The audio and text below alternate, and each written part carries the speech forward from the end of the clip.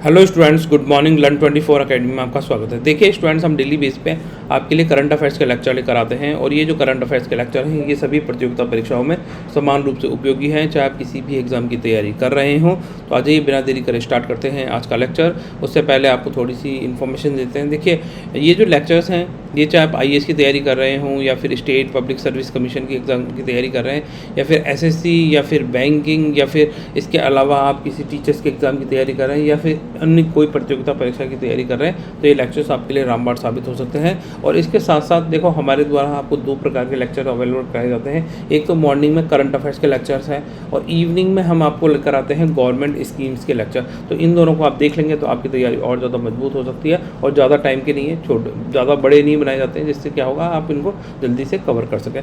अब देखिए daily base पे हम आपको MCQ भी कराते हैं। तो ये जो मेरा मॉर्निंग वाला लेक्चर था ये थोड़ा सा करप्ट हो गया है, ठीक है। तो अब इसकी वजह से क्या है, मैं ये क्वेश्चन आपके सामने ला नहीं पा रहा हूँ, तो ये मैं आपको इसको वापस से सही करके फिर जो इवनिंग वाला लेक्चर है उसमें कर लेंगे इन क्वेश्चन आंसर को।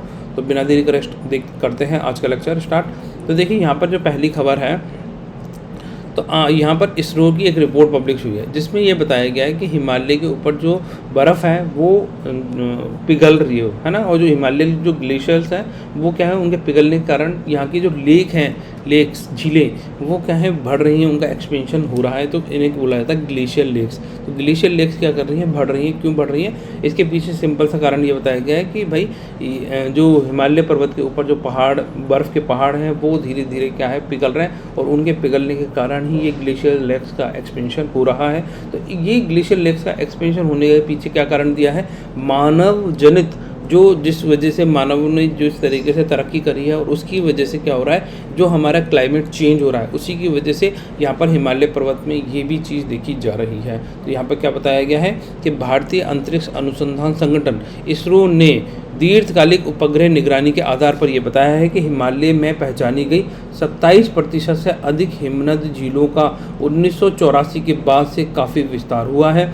तो 676 विस्तार हिमनद झीलों में से 130 तो कहाँ पर लोकेटेड है, भारत में ही लोकेटेड है। मुख्य रूप से सिंधु, गंगा, ब्रह्मपुत्र नदी घाटियों में इनका विस्तार श्रेय मानव प्रेरित जलवायु परिवर्तनों के कारण ग्लेशियर्स के पीछे हटने और पतले होने के अभूतपूर्व दर को दिया जाता है। तो इन सब के पीछे क्या रीज़न दिया गया है, क्लाइमेट चेंज एक रीज़न दिया गया है। क्लाइमेट चेंज की वजह से और जो हमारी ग्लोबल वार्मिंग हो रही है उसकी वजह से ये ग्लेशियर्स पिघल रहे हैं। तो इसको कहीं ना कहीं कंट्रोल करना चाहिए। अगर नहीं करेंगे तो इसी तरीके से ये बर्फ़ पिघलती रहेगी और ग्लेशियर लेक्स एक्सपेंड करती रहेंगी और उसकी वजह से फिर आगे चल के नेचुरल डिज़ास्टर्स हो सकते हैं, ठीक है। ये थोड़ा सा ध्यान रखें। अब आज ये नेक्स्ट खबर देखते हैं।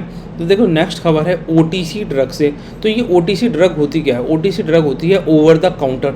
जब आप कभी मेडिकल स्टोर पे जाते हैं तो वहाँ उनके एक सामने काउंटर लगा रहता है, तो आप इधर खड़े होते हैं और वो बंदा इधर बैठा होता है, ठीक है। तो ये ओवर द काउंटर ही है। आप जाएंगे, इनसे डिमांड करेंगे भाई ये वाली दवाई दे दो, तो वो अंदर जाएगा और ला कर दवाई रख देगा, ठीक है। जनरली तो ये हो रहा है, अभी हो रहा है। पर होना क्या चाहिए, जनरली होना ये चाहिए कि ये बंदा इससे पूछेगा लाओ डॉक्टर की पर्ची दो, तो ये बोलेगा मेरे पास डॉक्टर की पर्ची नहीं है, तो ये बोला किसी को बोलना नहीं, चुपके से दवाई दे देता है। पर इसी चीज़ को रेगुलेट करने के लिए कौन सी दवाई ओवर द काउंटर दी जा सकती है, इसी को फाइनलाइज करने के लिए अतुल गोयल की अध्यक्षता में एक कमेटी बनाई गई और उनसे ये कहा गया कि भैया ओवर द काउंटर हम कौन कौन सी दवाई दे सकते हैं जिससे क्या होगा, जो ये मेडिकल एक्सपेंसेस हैं इनको कम किया जा सके, ठीक है। तो यहाँ पर ये पूरी बात इसी पर है कि सरकार ने ओवर द काउंटर दवाओं की एक सूची को अंतिम रूप देने के लिए स्त्री रोग विशेषज्ञों की एक 3 सदस्यीय समिति का गठन किया, जो डॉक्टरों की पर्ची की आवश्यकता के बिना भी सामान्य दुकानों पर बिक्री के लिए उपलब्ध होंगी। तो ये अब क्या है, डॉक्टरों की पर्ची नहीं चाहिए होगी इन दवाइयों के लिए पर्टिकुलर। जो स्वास्थ्य सेवा महानिदेशक अतुल गोयल की अध्यक्षता वाली समिति के लक्ष्य 2 सप्ताह के भीतर सूची पूरी करने का है।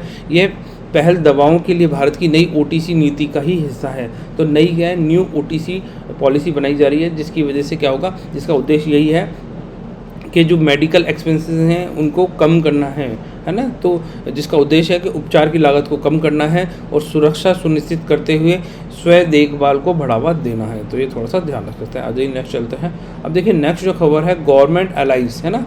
तो हमारी जो सरकार है उसने क्या है वो किया है SBI और टेलकोस के साथ में एक अनुबंध क्या है ना, एक कॉन्ट्रैक्ट क्या है कि भैया आप है ना देखो इसको ऐसे नहीं समझो, इसको ऐसे समझो कि ये जो मोबाइल फ़ोन है जनरली आप इनका इस्तेमाल करते हैं, ठीक है। तो यहाँ पर क्या है, आप ये जिस तरीके से टेक्नोलॉजी ग्रो कर रही है और आपके फ़ोन स्मार्ट से भी स्मार्टर होते जा रहे हैं, इसमें AI आ गया है, आर्टिफिशियल इंटेलिजेंस क्या है, उसको आपकी परमिशन नहीं चाहिए। आपका फ़ोन अगर नेट से कनेक्ट है, ठीक है, तो अब ये अपने आप ही सारे काम कर रहा है। अब क्या होता है, जब ये आर्टिफिशियल इंटेलिजेंस फ़ोन कनेक्ट है, नेट से हर चीज़ कनेक्टेड है, तो अब आपकी परमिशन की बहुत ज़रूरत नहीं है। अगर फ़ोन के अंदर कोई स्पाईवेयर, कोई मालवेयर, कोई इस तरीके का सॉफ्टवेयर आपके फ़ोन के अंदर है जिससे जो आपकी डेटा लीक कर रहा है, ठीक है, डेटा को क्या है लीक कर रहा है, तो अब यहाँ पर क्या होगा, आपके फ़ोन में आया ये OTP, तो ये क्या है OTP को भी भेज देगा सामने वाले के पास में, ठीक है।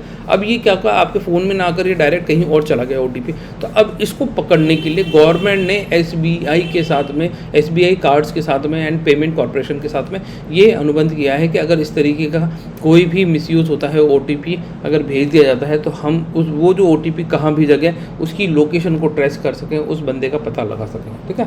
तो यहाँ पर भारत सरकार SBI cards and payment service limited और टेलीकॉम ऑपरेटरों के सहयोग से चोरी हुए वन टाइम पासवर्ड से जुड़े साइबर धोखाधड़ी, फिशिंग हमले के बढ़ते खतरे से निपटने के लिए अभिनव समाधान विकसित कर रही है। और केंद्र एक ऐसी प्रणाली का परीक्षण कर रहा है जो बैंकों को ग्राहक के पंजीकृत पते और जियो लोकेशन को ट्रैक करने और उसके स्थान की तुलना करने की अनुमति देता है।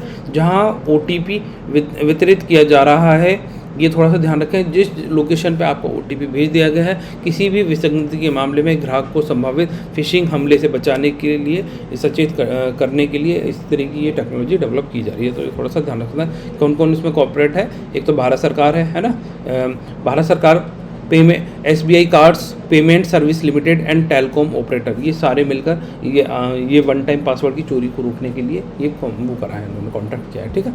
आज हम नेक्स्ट चलते हैं। नेक्स्ट है IIT Guwahati develop innovative 3D printed dummy ballot unit 23 अप्रैल 2024, ठीक है। तो यहाँ पर ये देखो, यहाँ पर आपसे क्या पूछा जानने की तो संभावना कमी है, पर ये क्यों इम्पोर्टेंट हो जाती है खबर हमारे लिए। देखो IIT गुवाहाटी ने ये dummy 3D printed ballot unit prepare किया है, जिससे क्या होगा, जो वोटर्स हैं उनको जागरूक किया जा सके, उनको एजुकेट किया जा सके। इसके लिए ये IIT गुवाहाटी ने 3D printed dummy ballot unit बनाया है, तो ये थोड़ा सा ध्यान रख सकते हैं, ठीक है। तो भारतीय प्रौद्योगिकी संस्थान गुवाहाटी ने आसाम के कामरूप चुनाव जिले में व्यवस्थित मतदाता शिक्षा और चुनावी भागीदारी सेल के सहयोग से एक अभिनव 3D मुद्रित डमी मतपत्र इकाई विकसित की है। IIT परिसर में अनावरण की गई इस पहल का उद्देश्य मतदाता जागरूकता और भागीदारी को बढ़ाना है, खासकर नए मतदाताओं और वरिष्ठ नागरिकों के बीच में उनको क्या करना है, उनको एजुकेट करना है कि भैया ये नई टेक्नोलॉजी है, इस तरीके से आप ये अपने जो वोट हैं उसको उसका मतलब उसका अधिकार जो आपको वोटिंग राइट्स है उनका यूज़ करें। अब देखिए नेक्स्ट खबर है यहाँ से, ये आप क्या देख रहे हैं, टावर है। तो जब जनरली क्या होता है, आपके जो फ़ोन हैं वो से जो सिग्नल आते हैं उनके लिए क्या होता है, ये जो मोबाइल कंपनियां हैं इनको क्या है स्पेक्ट्रम अलॉट किया जाता है, ठीक है। तो आप इसको ऐसे समझिए कि जैसे मान लीजिए आप एक एग्ज़ाम की तैयारी कर रहे हैं, ठीक है। अब आप इस एग्ज़ाम की तैयारी कर रहे हैं तो आपको क्या होगा, एक पर्टिकुलर डेट पर आपका टेस्ट होगा, ठीक है। तो अब यहाँ पर क्या है, ये क्या होता है, फेयर प्रोसीजर होता है कि भाई आप एग्ज़ाम की तैयारी कर रहे हैं और आपके साथ में हज़ारों बच्चे एग्ज़ाम की तैयारी कर रहे हैं, और अब आप क्या करेंगे, यहाँ जाएंगे, टेस्ट देंगे, और जो एलिजिबल होगा, जो मतलब जिसने कंपटीशन फाइट करके पास करेगा एग्ज़ाम को, तो वही क्या करेगा, उसको जॉब मिलनी चाहिए। अब यहाँ पर ये टेलीकॉम वो सरकार क्या कर रही है कि भैया सरकार ये बोल रही है सुप्रीम कोर्ट से कि हमें ना एडमिनिस्ट्रेटिव एलोकेशन की परमिशन दी जाए। जैसे मान लीजिए एक तो होता है फेयर, स्पेक्ट्रम की नीलामी होगी, जो भी उसमें पार्टिसिपेट करेगा, जो उसमें एलिजिबल बंदा होगा उसको ये स्पेक्ट्रम अलॉट करे जाएंगे। और दूसरा होता है एडमिनिस्ट्रेटिव अलोकेशन। तो एडमिनिस्ट्रेटिव मतलब सरकार जिसको चाहती है, जो उसका बंदा हो उसको अलॉट करते हैं। अब यहाँ पर इसी प्रकार से अब एग्ज़ाम के अंदर कुछ सीटें, अगर आप IAS वाले एग्ज़ाम में देखेंगे तो पूरी सीटें, कुछ सीटें क्या होती हैं कि एडमिनिस्ट्रेटिव तरीके से भरी जा रही है, मतलब अपने बंदों को भरा जा रहा है। ये एग्ज़ाम में भी हो रहा है और ये यहाँ पर स्पेक्ट्रम में भी लाइसेंस सिस्टम में भी कर रही हैं सरकारें। तो सरकार ये क्यों करती है? सरकार करती हैं अपने बंदों को घुसाने के लिए। जैसे मान लीजिए अमित शाह के बेटे हैं जय शाह, अब उन्होंने कौन सी क्वालिफिकेशन ली है ऐसी कि जिससे वो BCCI के अध्यक्ष बन के बैठ गए? आप क्यों नहीं बन के बैठे हो? आपके पास क्या वो क्वालिफिकेशन नहीं है? उनके पास सिंपल सी क्वालिफिकेशन है कि उनके पिताजी एक बहुत बड़ी पॉलिटिकल पोस्ट पे बैठे हुए हैं, इसी वजह से वो वहाँ पहुँच गए हैं। तो अब ये जो तरीका है ये क्या है? ये डेमोक्रेटिक तरीका नहीं है कि भाई किसी भी मतलब कोई भी पोस्ट पर इस तरीके से अपने बंदे को बैठा लिया जाए। हालांकि सभी सरकारें करती हैं, मैं ये नहीं कह रहा कि सिर्फ एक सरकार कर रही है, सभी सरकारें करती हैं, परंतु ये क्या है? अनफेयर मीन्स है जिसकी वजह से क्या होता है, अराजकता उत्पन्न हो सकती है। तो इससे सरकारों को बचना चाहिए, इस तरीके कंट्रोल नहीं करने चाहिए। जो भी आप चीज़ कर रहे हैं, ठीक है, तो उसके लिए फेयर तरीके से उसका जो भी चुनाव है वो होना चाहिए। तो ये चीज़ थोड़ा सा ध्यान रखें। इसको मैं थोड़ा सा पढ़ देता हूँ। यहाँ देखिए, केंद्र सरकार ने उच्चतम न्यायालय से संपर्क कर स्पष्टीकरण मांगा है कि क्या वह, किसने मांगा? केंद्र सरकार ने, क्या वह प्रतिस्पर्धी नीलामी के बजाय प्रशासनिक प्रक्रिया के माध्यम से स्पेक्ट्रम के कुछ वर्गों का आवंटन कर सकती है। अब ये स्पेक्ट्रम के कुछ वर्गों का आवंटन किसको करना चाहती है? अपने ही बंदों को करना चाहती है, जो उनके खुद के बंदे हैं, ठीक है। तो सरकार का तर्क यह है कि राष्ट्रीय सुरक्षा, सार्वजनिक हित से संबंधित अप्रत्याशित प्राथमिकताओं को संबोधित करने के लिए कुछ स्थितियों में प्रशासनिक आवंटन आवश्यक है। अब देखिए, ये प्रशासनिक आवंटन की बात कर रहे हैं, तो भाई प्रशासनिक आवंटन अगर राष्ट्रीय सुरक्षा को लेकर ही है, तो ये जो चीज़ करी जा रही है, ये मिलिट्री, हमारी इंडियन जो मिलिट्री है उसके हाथ में दे दीजिए। वो उससे बेस्ट राष्ट्रीय सुरक्षा कौन कर सकता है भाई? अगर आप प्राइवेट ही किसी एजेंसी को दे रहे हैं, तो आपके पास में गवर्नमेंट नॉर्म्स हैं, गवर्नमेंट पॉलिसीज़ हैं, और फिर आपके पास में पुलिस है, और फिर कानून व्यवस्था है। अगर कोई भी मिसयूज़ करता है, राष्ट्रीय सुरक्षा को हैम्पर करता है, तो आप उसको वैसे भी जेल ले जा सकते हैं। तो ये तर्क कहीं ना कहीं सही नहीं लग रहा है कि भाई राष्ट्रीय सुरक्षा को लेकर, सार्वजनिक हित को लेकर आप ये स्पेक्ट्रम कैसे करना चाहते हैं, प्रशासनिक प्रक्रिया से करना चाहते हैं। तो इसका तो सिंपल सा मतलब है कि वही वाली बात है कि इस हाथ दो तो आपको दे देंगे हम स्पेक्ट्रम, आप पैसा नहीं दोगे तो आपको नहीं देंगे। तो ये जो फेयर देखो, जो फेयर कॉम्पिटिटिव तरीका होता है वही सबसे बेस्ट होता है। तो प्रतिस्पर्धी नीलामी ही होनी चाहिए।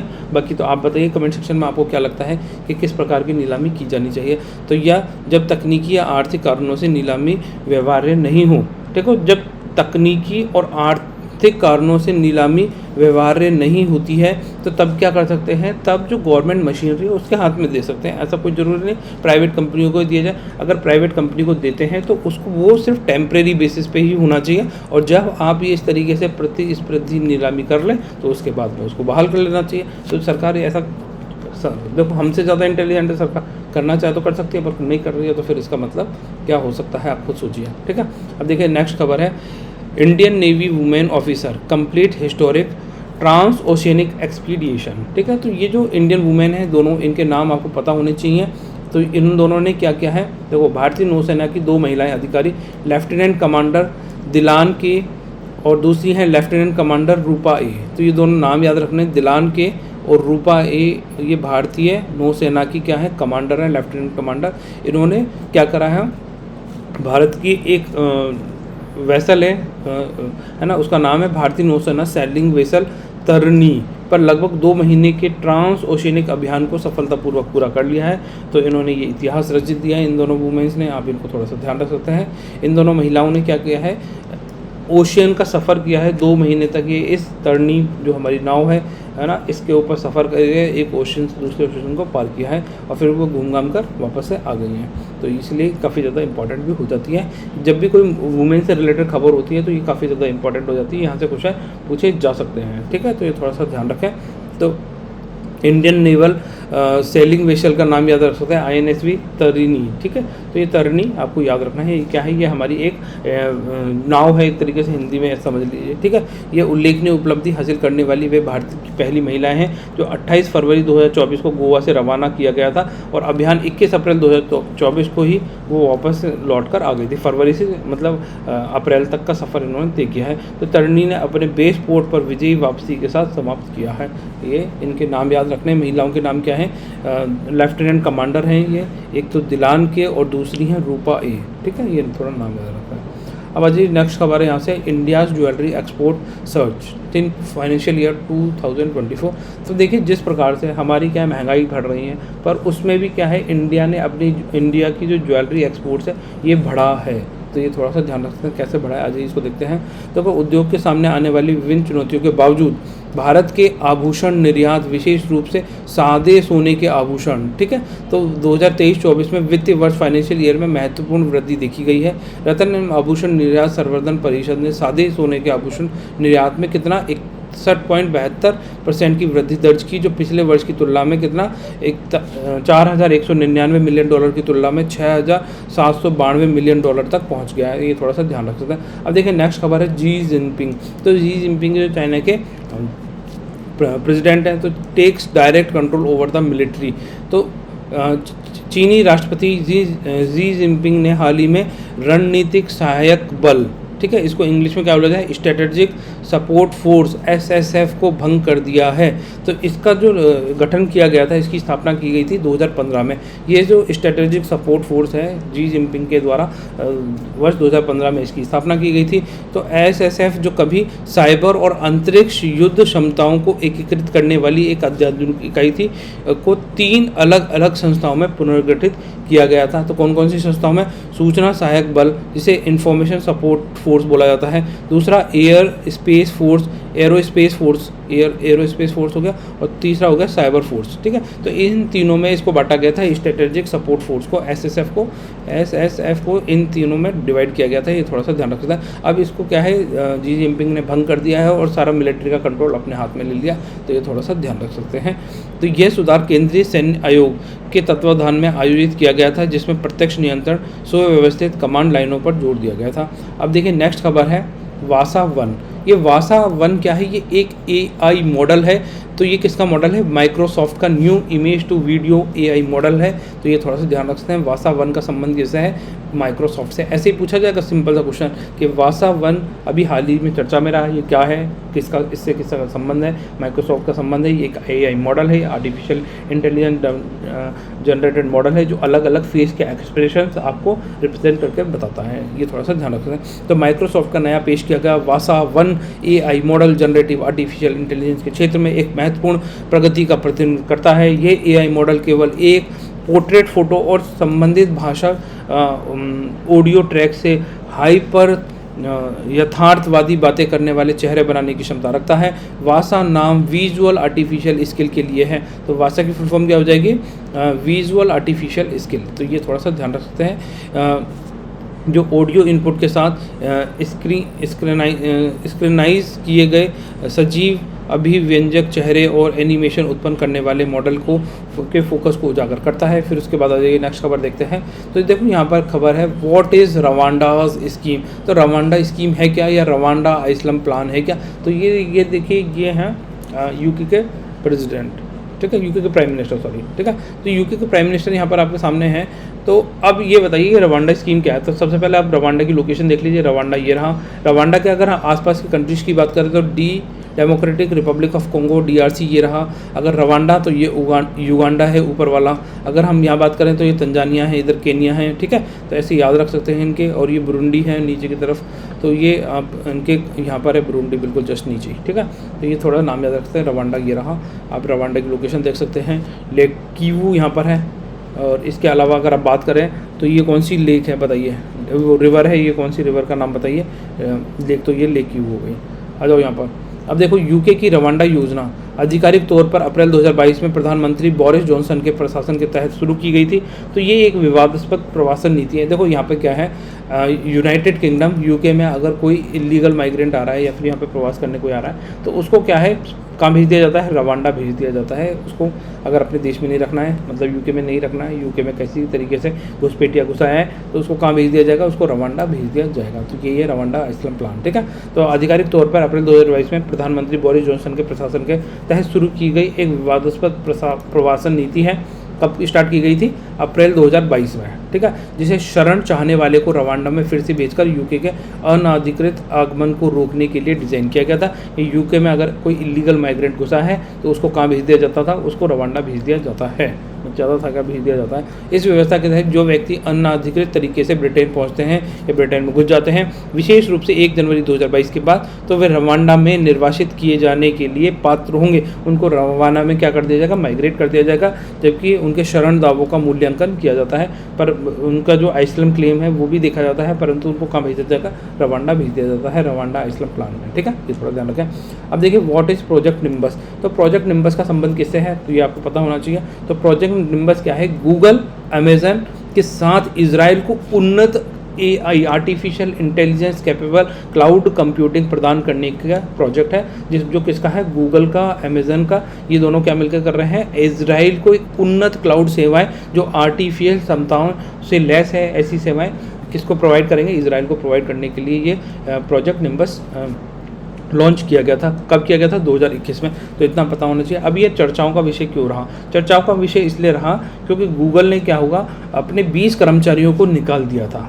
ठीक है, तो 20 कर्मचारियों को निकाल देने के कारण ही ये प्रोजेक्ट निम्बस चर्चाओं में आया। अब ये प्रोजेक्ट निम्बस क्या है, इजराइल आपको पता है, इधर है इजराइल और इस साइड में है गाज़ा। ठीक है, तो इनके बीच में क्या है, युद्ध चल रहा था। अभी जो प्रोजेक्ट निम्बस है, इसकी सहायता से क्या है, ये बॉम्बार्डिंग ज़्यादा कर पा रहे थे गाज़ा के ऊपर और हमले ज़्यादा कर पा रहे थे। तो परंतु जब ये गूगल ने ये लॉन्च किया था प्रोजेक्ट निम्बस, तब ये कहा था कि इसका मिलिट्री में इस्तेमाल नहीं होगा, परंतु इसका पुरजोर तरीके से मिलिट्री में इस्तेमाल हो रहा था। इसी वजह से गूगल के कर्मचारियों ने इसका विरोध किया, हड़ताल करी, और इसका हड़ताल करने के कारण गूगल ने उन कर्मचारियों को निकाल दिया था। तो इसीलिए चर्चा का विषय रहा। देखो, प्रोजेक्ट निम्बस 2021 में हस्ताक्षरित प्रोजेक्ट निम्बस में $1.2 बिलियन की समझौता शामिल है, जहां गूगल अमेजन के साथ इजराइल को उन्नत क्लाउड सेवाएं और AI क्षमता प्रदान करता है।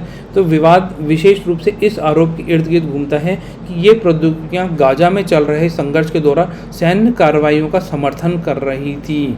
ठीक है, तो ये नहीं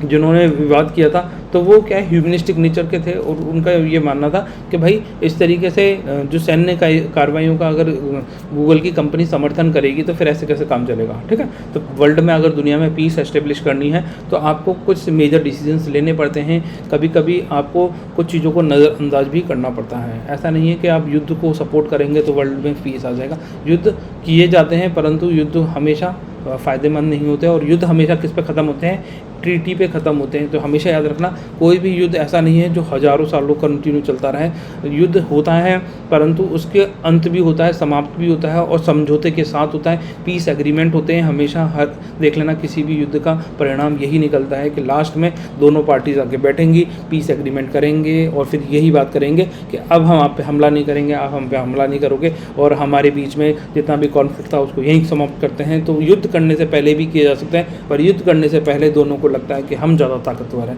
तो हमेशा ये चीज़ ध्यान रखें। ठीक है, तो अब गूगल क्या है, गूगल को भी लग रहा है कि वो थोड़ा ज़्यादा पावरफुल है, तो इसलिए अपने कर्मचारियों को निकाल रहा है। परंतु जो भी कभी भी कोई अन्यायपूर्ण तरीके का साथ देता है या अन्यायपूर्ण कार्य करता है तो उसका पतन कभी ना कभी होता ही है। ये थोड़ा ध्यान रखें। अब देखिए नेक्स्ट चलता है। अब देखिए नेक्स्ट है आपके लिए क्वेश्चन, तो ये होमवर्क के लिए क्वेश्चन है। Question number 1, clean energy transitions programme annual report 2023 recently release by which government agency. तो स्वच्छ ऊर्जा परिवर्तन कार्यक्रम वार्षिक रिपोर्ट 2023 हाल ही में किस सरकारी एजेंसी द्वारा जारी की गई।